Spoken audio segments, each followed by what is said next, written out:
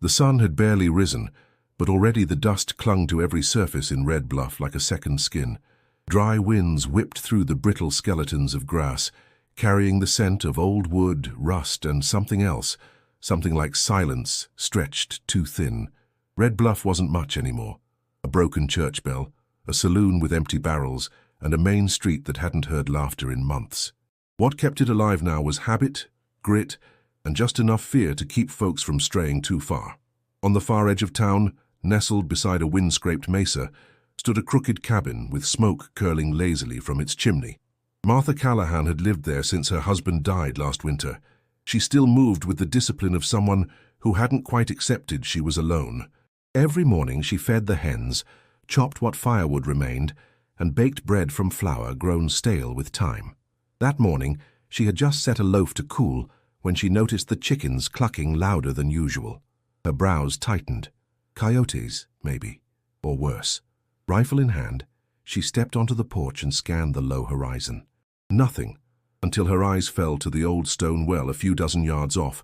There, collapsed beside it like a discarded sack, lay a man. She didn't run. Years of grief had dulled her panic. Instead, she walked, measured, cautious steps, until she stood over him. He was rail-thin, his clothes tattered and sun-bleached. Dust coated his skin like a second layer. A crude satchel hung off his shoulder, empty and torn. He moved slightly, groaning, trying to speak. His lips were cracked and bleeding. "Water!" he rasped. Martha stared. No boots. One eye swollen shut. Yet he hadn't the look of a drifter or a drunk. There was a stillness in him, like he had wandered from some place far beyond anything Red Bluff knew. She glanced back at the cabin, then again at the man. "You got a name?" she asked. He didn't answer. Just coughed once, then went limp again. Martha cursed under her breath and hauled him by the arms, half dragging, half carrying him into the shade. She fetched a bucket from the well, cooled it, then let the water drip slow into his mouth. He swallowed greedily. That was how it began.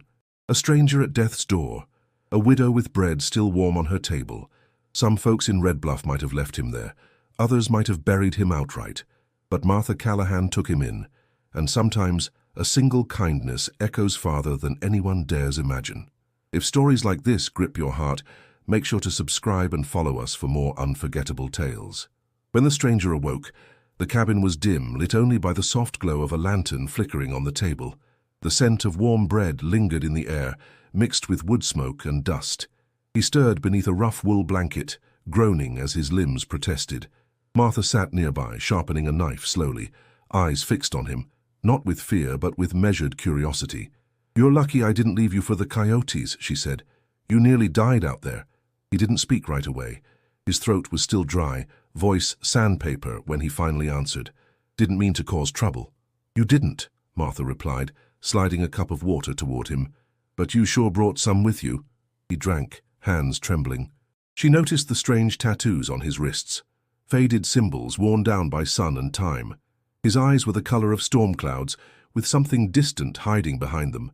"Got a name?" she asked again. "Dust," he said simply. "Dust what?" He shrugged. "Just Dust." Martha raised an eyebrow but didn't push further. "Well, Dust, you're in Red Bluff. You came awful close to dying on my land." He nodded slowly. "Didn't plan on it." There was silence for a while. She set a plate of bread and beans beside him. He hesitated before eating, as if unsure it was real. When he bit into the bread, his hands gripped it like salvation. "You been walking long?" she asked. "A while," he said, mouth full. "Far. Where from?"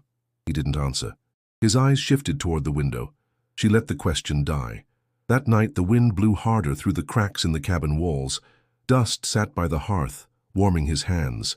Martha sewed near the fire, watching him out of the corner of her eye. He didn't fidget like most men. He didn't talk to fill silence. He just sat, eyes fixed on the flames like he was listening to something she couldn't hear. A knock rattled the door. Martha rose, knife hidden in her skirt pocket. Sheriff Harlan Briggs stepped in without waiting for an invitation. His coat smelled of saddle leather and tobacco. He nodded at Martha, then his gaze landed on Dust. "Who's he?" Harlan asked. "Name's Dust," Martha said calmly. "Found him near the well. He was near dead." Sheriff narrowed his eyes. "Don't look local." "He ain't." "You sure it's safe?" "Tribe's been moving again. Saw tracks near the canyon, big ones." Dust said nothing, but his jaw clenched. Martha crossed her arms. He's just a man who needed help. Just be careful, Harlan muttered. Sometimes trouble doesn't knock first. He left with a grunt. When the door closed, Martha glanced at Dust. He hadn't moved. His eyes were still fixed on the fire. You want to stay the night? She asked.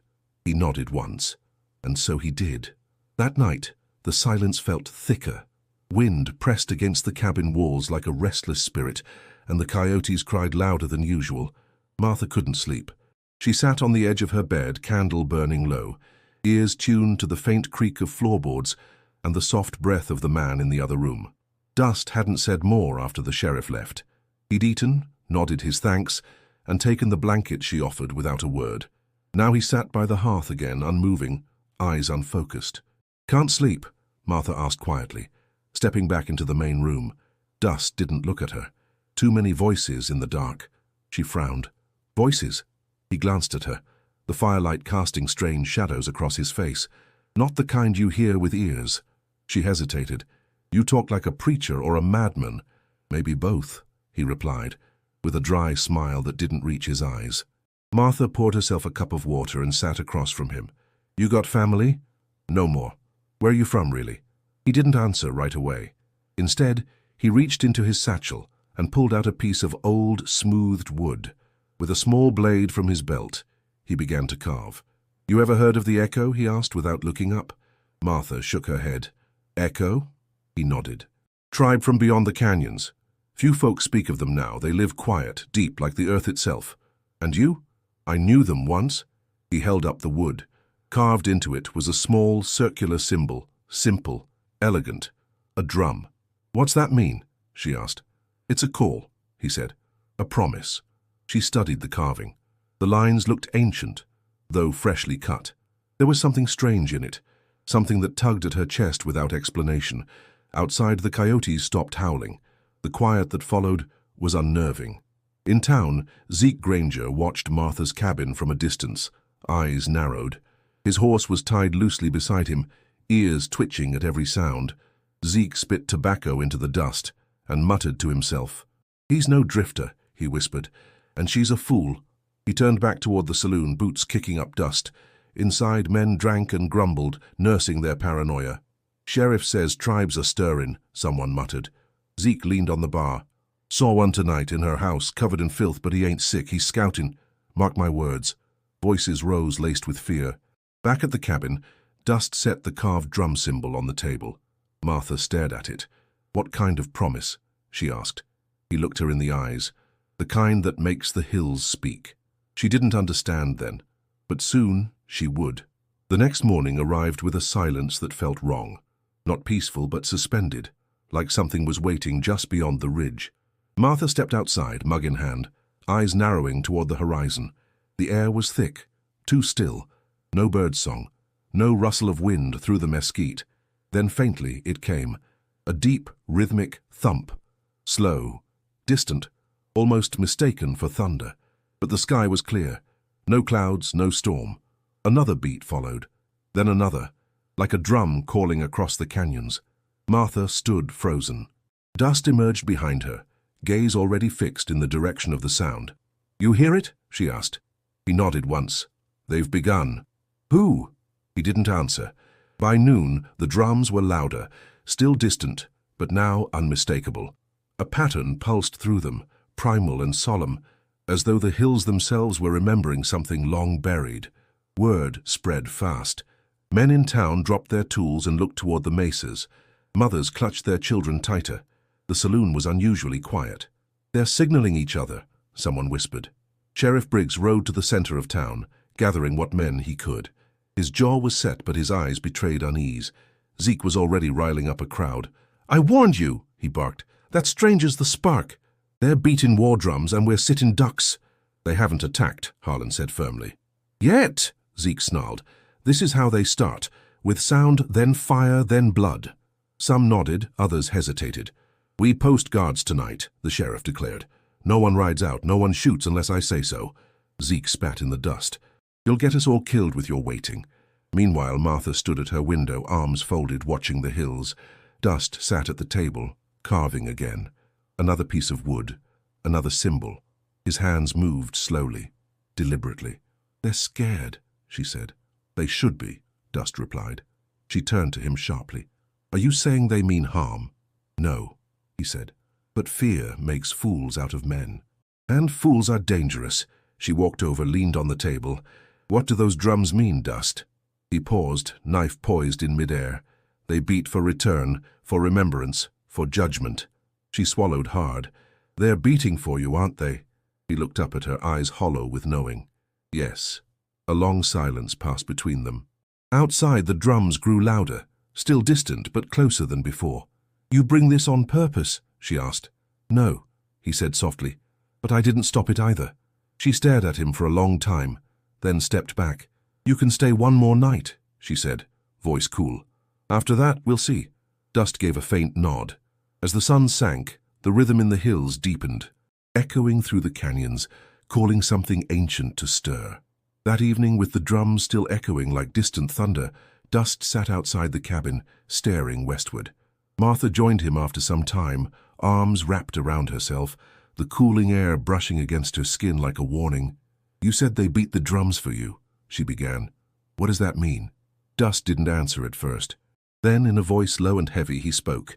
"I was born under the sign of the drum. My mother was Echo, my father, a wanderer. The tribe raised me, trained me. I stood watch over their sacred ground." Martha listened, unmoving. "They called me guardian. I was meant to protect the spirit stones, the drum rings, the old paths only the Echo remember, but I broke the code. I spared a settler's family long ago. It was mercy they didn't forgive." "They cast you out?" she asked. He nodded. "Stripped me of name and right. I wandered since. Never stayed. Never belonged." She stared at him, trying to reconcile the dusty, quiet man before her with the weight of his story. "And now they want you back?" "It's not want," Dust said. "It's need. The bread you gave me. It fulfills a rite of passage, a giving from the other world. It marks the return of the exile." "That's just bread," Martha said, incredulous. "Not to them. Not when given freely." The words hung between them like fog. She looked down, uncertain. "I didn't know. No one ever does," he replied. In town, the panic had deepened. Harlan posted night guards on rooftops. Torches were lit early, rifles cleaned and counted. Zeke's voice rang louder in every ear. "They're summoning something," he insisted. "That man's the key. We should ride out now, take him before it's too late." Harlan stood firm, for now, but his patience wore thin. Fear was hard to govern. Back at the cabin, Martha watched Dust pace near the well. The sky had turned a deep purple, stars pricking through the last light. Then he stopped, kneeling beside the earth. He pressed his palm to the ground, closed his eyes. "They're close," he whispered. "Maybe 2 days." Martha stepped back. Her heart pounded. "I don't know if I can trust you," she admitted. Dust didn't flinch. "Then trust what you felt when you gave me bread." "Trust that." She looked down at her hands, the same ones that had broken the crust, spread the butter, offered warmth to a stranger. "Tell me one thing," she said. He looked at her. "If they come, will there be peace?" Dust closed his eyes, then opened them slowly. "That depends on the town." She didn't like that answer, but deep down, she knew it was the only honest one. By morning, Red Bluff was unraveling. The drums hadn't stopped. If anything, they'd grown clearer, as if time itself had narrowed the distance between hills and town. The sound lived now beneath every breath, low, pulsing, impossible to ignore. Fences were being fortified, windows boarded. The blacksmith shut his forge. The preacher locked his chapel. Fear had settled like dust on every surface.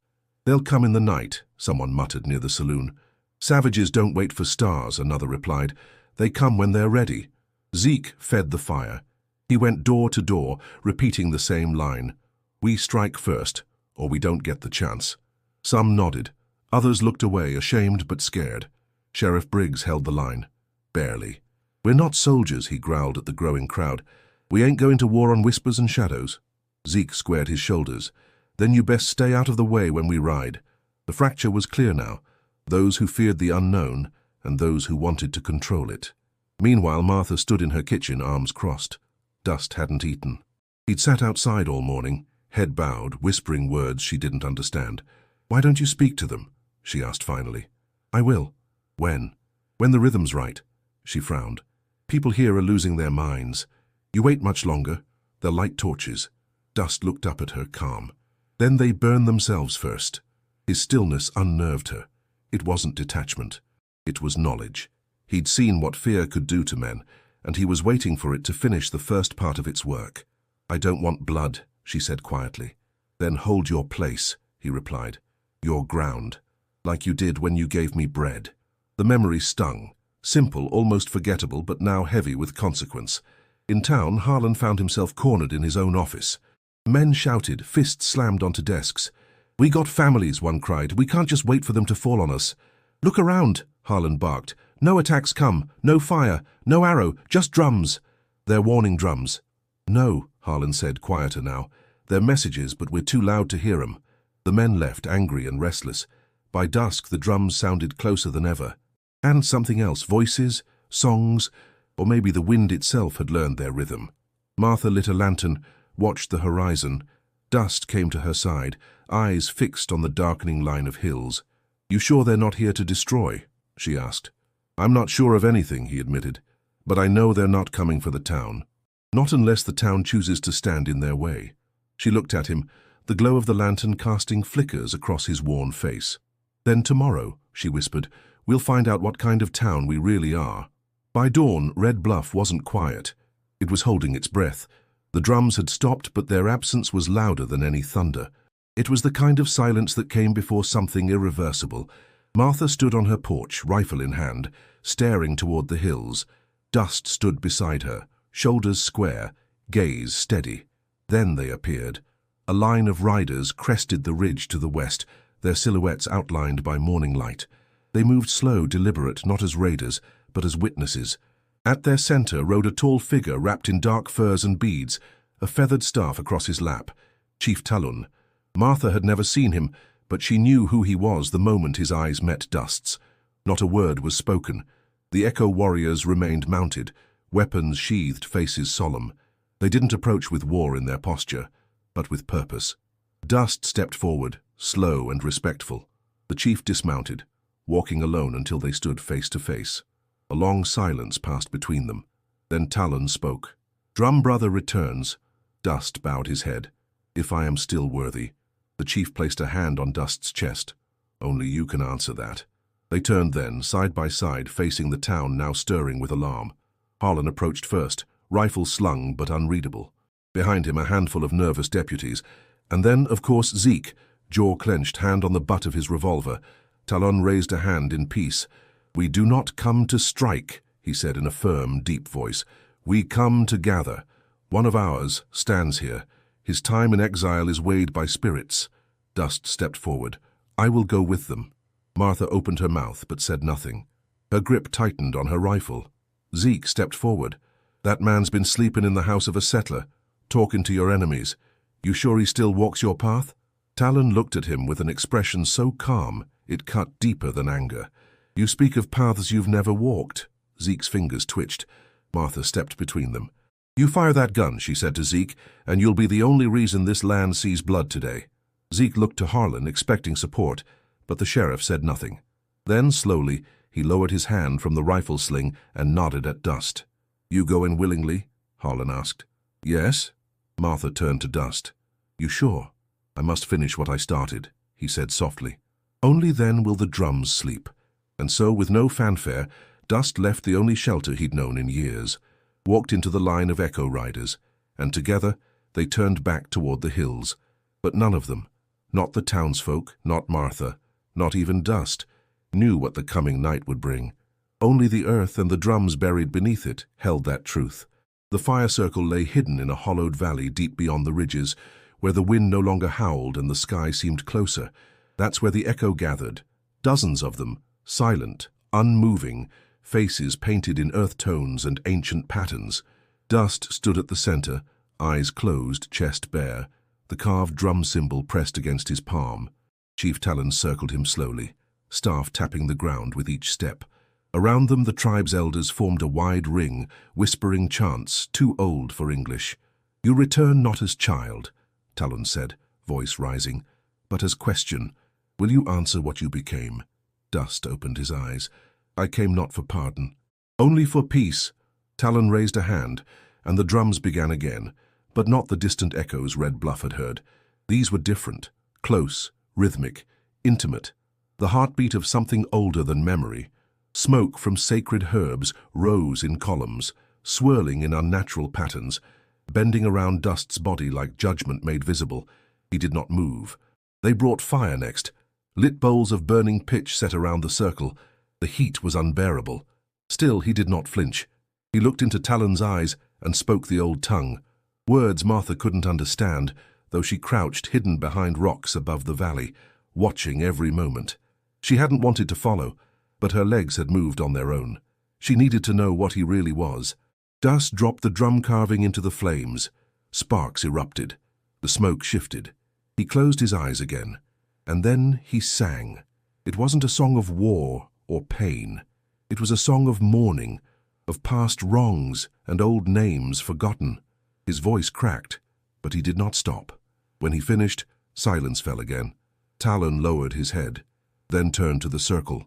"He remembers," the chief said, "and still he sings. The spirit in him has not died." One by one the echo stepped forward, marking Dust's arms with charcoal, symbols that glowed faintly in the firelight. His breathing slowed, his eyes shone, not with triumph, but release. "You return to the circle," Talon declared, but Dust shook his head. "I cannot stay. I must close what I opened." The chief frowned. "The settler town?" Dust nodded.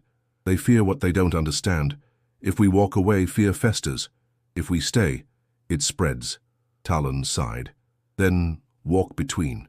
Dust turned, his gaze lifting to the edge of the rocks. For a moment, he met Martha's eyes. He didn't flinch. He wasn't surprised. She looked away, not from shame, but from awe. As the flames dimmed and the chanting stopped, Dust stepped from the ring reborn, not as outcast, not as guardian, but as bridge. And tomorrow, that bridge would be tested. The sun had barely touched the horizon when Zeke Granger gathered his men. They were 8 in total, all armed, all restless.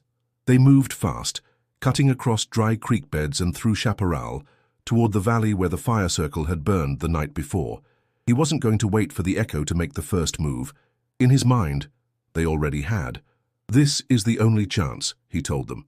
"We take him now, end the drums, end the fear." Back in Red Bluff, Harlan discovered the sheriff's office empty. A deputy, breathless, came running.